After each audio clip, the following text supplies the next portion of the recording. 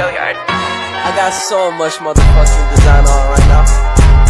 Break it down, bring it back, make it clap. I got 3 old thoughts, new block, where that thing. Bitches on my line, and you know.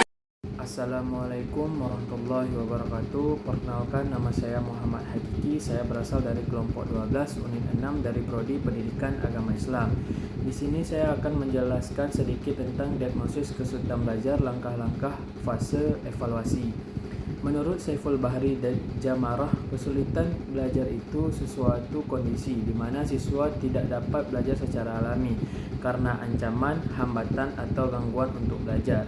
Menurut Aunur Rahman, untuk mengatasi kesulitan belajar, guru seiring dengan mengajar harus ada pendekatan pribadi dalam berbagai format yang memungkinkan guru untuk belajar lebih banyak dan memahami siswa dan masalah belajar mereka. Ada banyak langkah diagnosis yang bisa dilakukan guru, antara lain metodenya Wiener dan Sin 1982 dikenal luas, dikutip oleh Wardani sebagai berikut. 1. Melakukan observasi di dalam kelas. Yang kedua itu periksa penglihatan dan pendengaran siswa, khususnya yang mengalami kesulitan belajar. Yang ketiga itu wawancara orang tua wali untuk mengetahui masalah keluarga yang dapat menimbulkan kesulitan belajar. Yang keempat itu tawarkan tes diagnostik di bidang keahlian tertentu. Yang kelima itu melakukan tes kecerdasan IQ khusus untuk siswa yang mengalami kesulitan belajar. Adapun langkah-langkah diagnosis kesulitan belajar fase atau langkah evaluasi, yang pertama itu pengumpulan informasi. Langkah pertama dalam proses diagnosis kesulitan belajar adalah pengumpulan informasi yang relevan. Guru perlu mengumpulkan data mengenai prestasi akademis siswa, perilaku belajar, hasil tes atau penilaian, dan observasi kelas. Informasi ini dapat berasal dari berbagai sumber, termasuk tes standar, tugas, catatan, observasi, dan diskusi dengan siswa, yang orang tua, atau pihak terkait lainnya. Yang kedua, analisis data. Setelah mengumpulkan informasi, langkah berikutnya adalah menganalisis data secara komprehensif.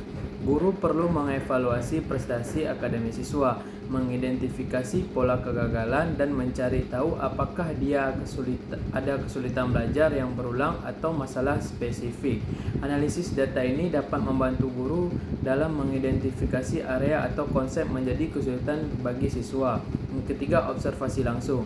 Selain data yang terkumpul, observasi langsung juga penting untuk memperoleh pemahaman yang lebih mendalam tentang kesulitan belajar siswa.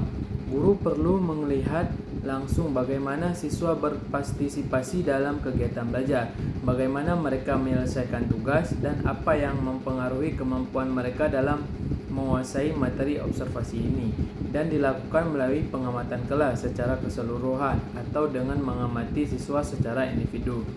Jadi, mendiagnosis kesulitan belajar harus terlebih dahulu mengetahui penyebab kesulitan belajar itu sendiri.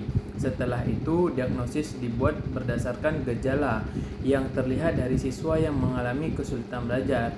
Setelah itu, melihat gejala yang terjadi, guru dapat melakukan ujian, misalkan lakukan tes diagnostik. Tujuannya membantu dalam kasus ini adalah menemukan murid yang diperkirakan mengalami kesulitan belajar. Adapun langkah-langkah yang dilakukan dalam mengidentifikasi murid yang mengalami kesulitan belajar, yaitu menandai murid dalam suatu kelas atau dalam satu kelompok yang diperkirakan mengalami kesulitan belajar, baik yang sifatnya umum maupun khusus dalam mata pelajaran. Teknik yang ditempuhkan adalah meneliti ulangan nilai yang tercantum dalam rekor akademik, menganalisis hasil ulangan yang melihat sifat kesalahan yang dibuat, melakukan observasi pada saat murid dalam proses belajar mengajar. Sekian, terima kasih.